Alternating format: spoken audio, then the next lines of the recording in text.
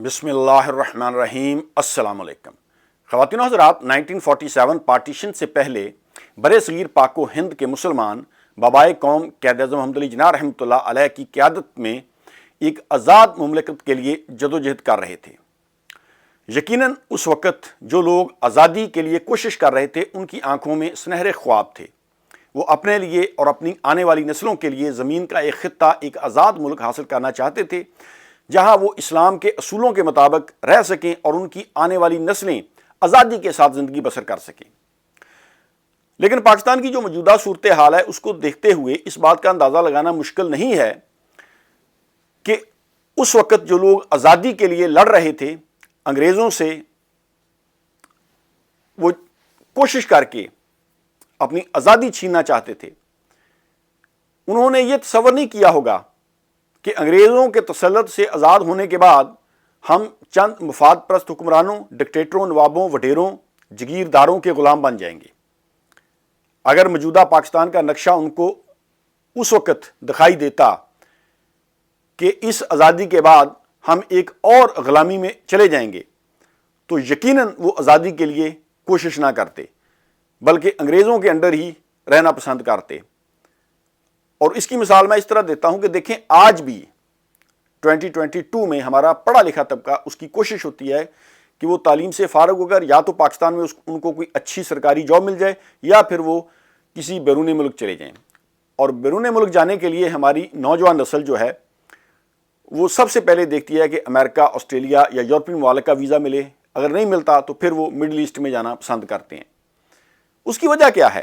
کیا باہر کے ممالک میں زندگی بہت زیادہ آسان ہے؟ نہیں، وہاں پر بھی کام کرنا پڑتا ہے، لانگ آورز آپ کو شفٹیں لگانی پڑتی ہیں، مشکل حالات ہیں، لیکن وہاں پر کچھ قوانین ایسے ہیں جو کہ پاکستان میں نہیں ہیں۔ یعنی آپ مڈل ایسٹ میں چل جائیں، یورپین ممالک میں، امریکہ وغیرہ میں، تو وہاں پر لائف ایزی تو نہیں ہے، لیکن وہاں پر امیر اور غریب کے لیے قانون ایک ہے، قانون کی بالادستی ہے۔ ہمارے ہاں بدقسمتی یہ ہے کہ 75 سال ہو گئے ہیں، آج بھی ایک طرح کی ہم غلامانہ سوچ اور غلاموں جیسی زندگی بسر کر رہے ہیں۔ اور جو کوئی بھی اس تسلسل کو توڑنے کی کوشش کرتا ہے یا اس سسٹم کو، اس نظام کو چینج کرنے کی بات کرتا ہے تو اس پر یا تو غداری کا مقدمہ بنا دیا جاتا ہے یا توہین مذہب کا۔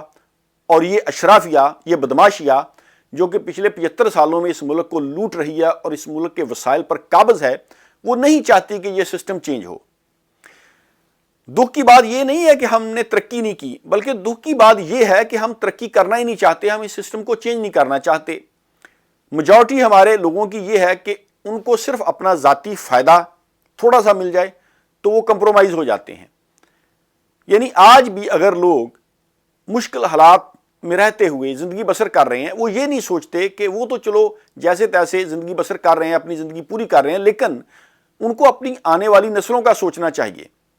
پاکستان میں اس طرح معلوم ہوتا ہے حالات دیکھ کر کہ خدا نخواستہ جیسے یہاں کوئی جنگل کا قانون ہے اور جنگل کے قانون میں جو طاقتور ہے وہی سروائیو کرتا ہے۔ جمہوریت دیکھ لیں، یعنی پاکستانی لوگوں کو یہ لالی پاپ دیا گیا جی پاکستان ایک جمہوری ملک ہے، اسلامی جمہوریہ ہے پاکستان۔ یہاں نہ جمہوریت ہے نہ اسلام کی کوئی چیز ہے۔ یا تو اس کو ایک آپ اسلامی ریاست بنا دیں، اسلام کے اصولوں کے مطابق فیصلے ہوں، قرآن اللہ کی کتاب، آخری کلام ہمارے پاس موجود ہے، حضور نبی اکرم صلی اللہ علیہ وآلہ وسلم کی سنت ہمارے سامنے ہے، تو بنائیں اس کو اسلامی ریاست۔ جمہوریت بھی نہیں ہے۔ جمہوریت کا مطلب تو یہ ہوتا ہے نا کہ جمہور کی رائے، جو لوگ فیصلہ کریں۔ لیکن اگر آپ لوگوں کے فیصلے پر قدغن لگائیں، آپ الیکشن دھاندلی زدہ کر دیں، ووٹ خرید لیں، ڈرا دھمکا کے ووٹ لے لیں، کسی کو لالچ دے کر، کسی کو پیسہ دے کر، کسی کو کسی طریقے سے آپ ووٹ خرید لیں، سیاستدان جو ہیں وہ اپنا ضمیر بیچ دیں، تو پھر یہ جمہوریت تو نہ ہوئی نا، پھر تو یہ ایک طرح کی آمریت ہی ہے۔ تو میں بات کرنا چاہتا ہوں پاکستانی قوانین کے بارے میں کہ دیکھیں، ہمارے ملک میں محسوس ایسا ہوتا ہے، کسی بھی ادارے میں چلے جائیں، رشوت سفارش کے بغیر آپ کا کام نہیں ہونا۔ جمہوریت کے نام پر یہ سیاستدان آپ کو ایک آمریت ہی دے رہے ہیں۔ یعنی جتنی بھی پولیٹیکل پارٹیز ہیں، دیکھیں خاص طور پر میں بات کروں گا مسلم لیگ اور پاکستان پیپلز پارٹی اور جمعیت علماء اسلام، کہ کتنا عرصے سے ایک ہی خاندان کے لوگ جو ہیں وہ امیر ہیں یا وہ لیڈر ہیں اور کوئی بڑا عہدہ کسی اور کو نہیں ملتا، وہ آگے نہیں آ سکتے. الیکشنز ہوتے ہیں وہ شفاف نہیں ہوتے اور ان کو ہم شفاف کرنا بھی نہیں چاہتے. یعنی اگر آپ دیکھیں نا کوئی چیز پرابلم ہے کہیں، آپ کہتے ہیں کہ یار یہ پرابلم ہے. جس طرح ہماری تمام پولیٹیکل پارٹیز جب الیکشن ہوتے ہیں تو ان کا کوئی نہ کوئی مسئلہ ہوتا ہے کہ الیکشن ٹھیک نہیں ہوئے، دھاندلی ہو گئی، جی آپ فلاں کو فون کال آ گئی، فلاں کو میسج آ گیا. اب اس کو چینج ہم کیسے کرنا چاہتے ہیں؟ چینج ایسے ہوگا کہ آپ الیکٹرانک ووٹنگ مشین لیں، کمپیوٹرائز سسٹم، تاکہ کسی کو کوئی شک نہ ہو.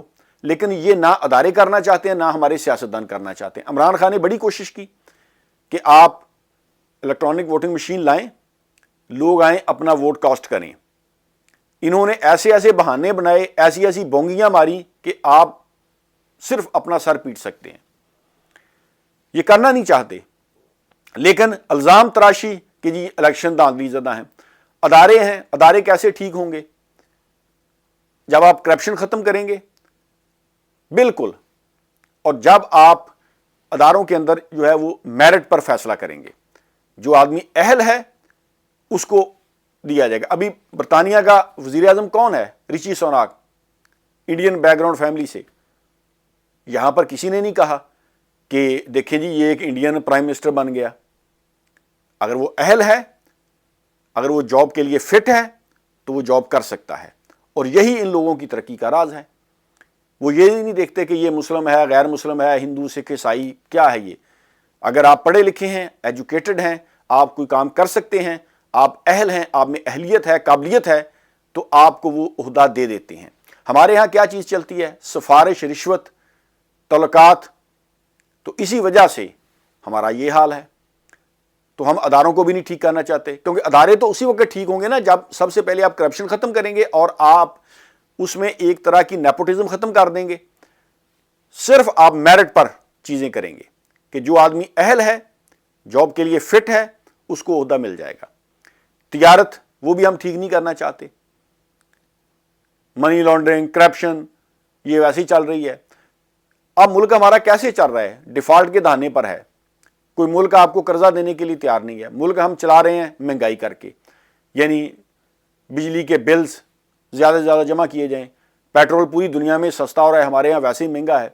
وہاں سے پیسہ اکٹھا کر لیا، پیٹرول کی پرائسز بڑھا دیں، بجلی گیس کی پرائسز بڑھا دیں. اس طریقے سے دوستو ملک نہیں چلتے. اکانومی بہتر، ہر سیاستدان کہتا ہے، اکانومی پر بات کرتا ہے، یہ اکانومی خراب ہوگی، اکانومی خراب ہوگی، لیکن اس کو ہم ٹھیک نہیں کرنا چاہتے. میرے بات کرنے کا مطلب یہ ہے کہ پوائنٹ آؤٹ ہر آدمی کر رہا ہے. میڈیا پر بیٹھے لوگ بھی پوائنٹ آؤٹ کر رہے ہیں کہ دیکھیں جی یہ خرابیاں ہمارے معاشرے میں ہیں. سیاستدان بھی گاہے بگاہے اپنا جو ہے وہ نقطہ نظر پیش کرتے رہتے ہیں، اپنا پوائنٹ آف ویو دیتے رہتے ہیں. ہمارے دانشور، مفکر، ہمارے ٹیچر، ہمارے سیاستدان، ہمارے اداروں کے لوگ وہ پریس کانفرنس کر کے یہ تو کہہ دیتے ہیں کہ جی یہ خرابیاں ہمارے معاشرے میں ہیں، لیکن ہم ان خرابیوں کو دور نہیں کرنا چاہتے. یہاں پر بددیانتی آ جاتی ہے. یعنی جمہوریت کے نام پر آمریت ہے، ایک ہی خاندان کے لوگ جو ہیں وہ بار بار آ رہے ہیں، کوئی جمہوریت نہیں ہے. پھر اس طریقے سے ادارے جو ہیں وہ اتنے ہمارے کمزور ہو چکے ہیں، لیکن ہم ان کو ٹھیک نہیں کرنا چاہتے کیونکہ میرٹ پر ہم فیصلے نہیں کرتے. جب تک میرٹ پر فیصلے نہیں ہوں گے ادارے ٹھیک نہیں ہوں گے. اسی طریقے سے مہنگائی کی ہم باتیں کرتے ہیں، مہنگائی کنٹرول آپ کر ہی نہیں سکتے جب تک آپ کے ملک میں پولیٹیکل انسٹیبلٹی ہے یا آپ یہ رشوت، کرپشن، اس طرح کے جو جرائم ہیں ان کو ختم نہیں کرتے. جب آپ کے سیاستدان پیسہ لوٹ کر باہر لے جائیں گے تو خزانہ تو خالی ہوگا، اور پھر خزانہ آپ قرضے لے کر تو نہیں آپ نے بھرنا. اس کے لیے آپ کو بزنس امپروو کرنا پڑے گا، اس کے لیے آپ کو اس میں معاشی جو ہے وہ اصلاحات کرنی پڑیں گی. اس کے بغیر آپ آگے نہیں جا سکتے، لیکن وہ بھی ہم نہیں کرنا چاہتے. یعنی عجیب ایک گورکھ دندہ بنا رکھا ہے. پوائنٹ آؤٹ کر رہے ہیں کہ یہ خرابیاں ہیں، لیکن ان کو ٹھیک نہیں کرنا چاہتے. ابھی کہتے ہیں جی معیشت بہت پاکستان کی خراب ہو چکی ہے، اس کو ٹھیک کرنے کا یہی طریقہ ہے نا کہ ملک میں آپ الیکشن کروائیں، جو پارٹی برسر اقتدار آئے وہ سخت فیصلے کرے، کرپشن پر فل سٹاپ لگایا جائے. جو بھی سیاستدان ملک سے لوٹ کر پیسہ لے گئے ہیں ان کو آپ کٹہرے میں لائیں، ان سے پیسہ وصول کریں، اگر وہ پیسہ نہیں دیتے تو ان کو ہمیشہ کے لیے سیاست سے کک آؤٹ کر دیا جائے۔ پاکستان 22 کروڑ عوام کا ملک ہے، فریش اچھے نوجوان پڑھے لکھے دیانتدار لوگ سامنے آئیں، وہ ملک کی باغ دوڑ سنبھالیں، لیکن ہم یہ بھی نہیں کرنا چاہتے۔ ہر الیکشن کے بعد ہمارے ملک میں شور مچ جاتا ہے، دیکھیں جی دھاندلی ہوگی، لیکن ہم الیکٹرانک ووٹنگ مشین بھی نہیں لانا چاہتے۔ اسی طریقے سے اب دیکھیں کہ جس طریقے سے ہمارے army officer general Qamar Javed Bajwa صاحب ریٹائرڈ ہوئے ہیں، کتنی سٹوریز مارکیٹ میں آ چکی ہیں۔ تو کون ہے جو طاقتور کو جواب دہ بنائے گا اس ملک میں؟ محسوس ایسا ہو رہا ہے کہ جنگل کا قانون ہے اور جنگل میں جو آدمی طاقتور ہے اسی کا راج چلتا ہے۔ تو یہ بہت دکھ کی بات ہے۔ یہ ان شہداء کے ساتھ مذاق ہے جنہوں نے پاکستان بنانے کے لیے قربانیاں دی، جنہوں نے جدوجہد کی، جن عورتوں نے اپنی عزت گنوائی، ماؤں بہنوں نے۔ یہ ان کے ساتھ ایک طرح کی غداری ہے کہ ان کی قربانیوں کو ہمیں رائیگاں نہیں کرنا چاہیے، بلکہ پاکستان کو ایک مضبوط، مستحکم اور ایک ترقی یافتہ ملک بنانا چاہیے، اور اس کے لیے ہمیں یہ تمام قوانین، ہمارے ملک کے جتنے بھی یہ جو قواعد و ضوابط ہے، اس میں ہمیں چینجنگ کی ضرورت ہے۔ ادروائز یہ صرف نظروں کا دھوکہ ہے۔ آپ جس طریقے سے مرضی یہ سیاستدان ایک دوسرے کو بیوقوف بناتے رہیں، عوام کو بیوقوف بناتے رہیں، بیانات کچھ دیتے ہیں لیکن اس کے خلاف جا رہے ہیں، یعنی چینج کرنا ہی نہیں چاہتے۔ جب سے میں نے ہوش سنبھالا ہے ہر الیکشن میں دیکھتے ہیں جی دھاندلی ہوگی، لیکن اس کو چینج نہیں کرنا چاہتے۔ ادارے کمزور ہیں جی، معیشت کمزور ہے، لیکن معیشت ٹھیک نہیں کرنا چاہتے۔ آپ مجھے یہ بتائیں کہ کوئی ملک وہ کرپشن کر کے، لوٹ مار کر کے معیشت ٹھیک کر سکتا ہے؟ کوئی ملک منی لانڈرز، بطہ خور، اس طرح کے لوگوں کو اقتدار میں لا کر معیشت ٹھیک کر سکتا ہے؟ یہ کیسی اہم کانہ باتیں ہم کر رہے ہیں۔ معیشت ٹھیک کرنے کے لیے تو ضروری ہے نا کہ ٹھوس اقدامات کیے جائیں اور قوانین میں تبدیلی کی جائے، امیر اور غریب کے لیے قانون ایک کیا جائے، قانون کی بالادستی قائم کی جائے، اداروں کو مستحکم کرنے کے لیے، مضبوط کرنے کے لیے میرٹ پر فیصلے کیے جائیں، اور ترقی کے لیے ہمیں دنیا کی طرف دیکھیں کہ دنیا کس طریقے سے ترقی کر رہی ہے۔ کیا ترقی یافتہ ممالک میں کرپشن ہے؟ کیا وہاں پر میرٹ پر فیصلے نہیں ہوتے؟ کیا وہاں پر قانون کی بالادستی نہیں ہے؟ امیر اور غریب کے لیے قانون ایک نہیں ہے؟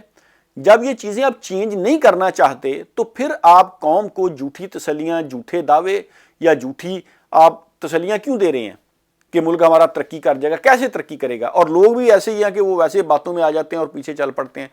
یہ نہیں پوچھتے کہ آپ قوانین تو چینج نہیں کرنا چاہتے، تو پھر آپ 100 سال بھی لگے رہیں، آپ ہر الیکشن پر لوگوں کو مطمئن نہیں کر سکتے کہ الیکشن شفاف ہوئے ہیں۔ الیکٹرانک ووٹنگ مشین لے آئیں، کمپیوٹرائزڈ طریقے سے کام کریں، لوگوں کو یقین آ جائے گا۔ اس کے بعد بھی اگر کوئی آدمی پوائنٹ آؤٹ کرے کہ دیکھیں جی یہ دھاندلی ہوئی ہے، اس امیدوار سے کہیں گے ٹھیک ہے آپ اپنی جیب سے پیسہ خرچ کر دیں، ہم الیکشن دوبارہ کروا دیتے ہیں۔ فار ایگزامپل الیکشن کروائیں، اگر کوئی آدمی الیکٹرانک ووٹنگ مشین کے بعد بھی یہ کہتا ہے کہ دیکھیں جی دھاندلی ہو گئی ہے، جو آدمی جیتا ہے اس کو پتا ہوگا کہ میں ووٹ لے کر جیتا ہوں، میں نے کوئی دھاندلی نہیں کی، تو ہمارا الیکشن کمیشن آف پاکستان یہ کہے کہ ٹھیک ہے، جو امیدوار دعویٰ کر رہا ہے کہ دیکھیں جی دھاندلی ہوئی، اسے کہے کہ ٹھیک ہے ہم الیکشن دوبارہ کروا دیتے ہیں، لوگ تو آ کے ووٹ ڈال دیں گے اور اس کا خرچہ تم دے دینا۔ لیکن یہ بدنیتی ہے کہ اسٹیبلشمنٹ بھی کنٹرول رکھنا چاہتی ہے اور سیاستدان بھی یہی چاہتے ہیں کہ اگر ہم جیتے تو ہم کہیں گے الیکشن شفاف ہوئے ہیں، اگر ہم ہار جائیں گے تو کہیں گے کہ الیکشن میں دھاندلی ہوئی ہے۔ تو یہ چیزیں دیکھ کر دکھ ہوتا ہے، اور یہ چیزیں جو ہے نا وہ دنیا اس نظر سے دیکھ رہی ہے کہ یہاں کوئی جیسے خدا نخواستہ کوئی جنگل کا قانون ہے اور جو طاقتور ہے وہی یہاں پر سروائیو کرے گا۔ ان چیزوں کو بدلے بغیر، ان قوانین کو بدلے بغیر یقین جانیے کہ ہم آگے نہیں بڑھ سکتے۔ بہت بہت شکریہ، اللہ حافظ۔